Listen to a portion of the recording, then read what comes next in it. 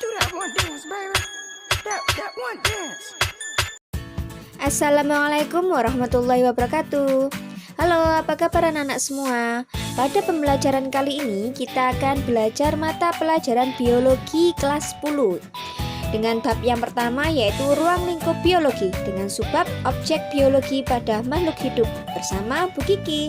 Ayo kita simak video pembelajaran berikut ini.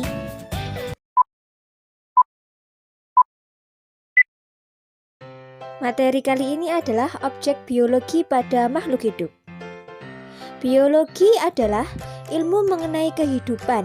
Istilah biologi berasal dari bahasa Yunani, yaitu bios yang artinya hidup dan logos yang artinya ilmu. Jadi dapat disimpulkan bahwa biologi adalah ilmu yang mempelajari berbagai jenis makhluk hidup serta permasalahannya. Objek yang menjadi kajian biologi sangat banyak dari berbagai tingkat organisasi kehidupan yang meliputi tingkat molekul. Molekul meliputi berbagai jenis biomolekul yang menyusun tubuh makhluk hidup seperti protein, karbohidrat, lemak, asam nukleat, dan vitamin. Pada tingkat ini dipelajari bagaimana molekul-molekul tersebut dibuat dan apa fungsinya dalam menunjang kehidupan suatu organisme. Kajian biologi di atas molekul terdapat sel. Objek dan persoalan biologi pada tingkat sel dipelajari dalam cabang ilmu sitologi atau biologi sel.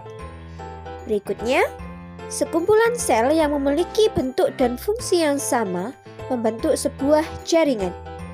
Cabang biologi yang mempelajari jaringan disebut histologi. Selanjutnya, kalian pasti tidak asing dengan jantung, paru-paru, ataupun lambung. Iya, itu adalah organ-organ tubuh. Jaringan yang berbeda dapat bekerja sama untuk suatu fungsi fisiologi yang sama, membentuk organ. Nah, sekarang kita membahas sistem organ. Sistem organ adalah kumpulan dari beberapa organ yang saling berinteraksi satu sama lain dalam melaksanakan suatu fungsi tertentu. Misalnya, pada saat kalian makan akan melibatkan beberapa organ seperti mulut, kerongkongan, lambung, hingga usus. Organisasi kehidupan tingkat selanjutnya adalah tingkat individu atau organisme. Individu dapat berupa organisasi uniseluler maupun multiseluler. Beberapa organisasi uniseluler misalnya bakteri dan protozoa. Sedangkan manusia, tumbuhan, dan hewan merupakan contoh organisme multiseluler. Kumpulan beberapa individu yang hidup di suatu tempat dari waktu tertentu disebut sebagai populasi. Objek kajian biologi pada tingkat populasi meliputi perkembangan populasi seperti mortalitas, natalitas, dan migrasi.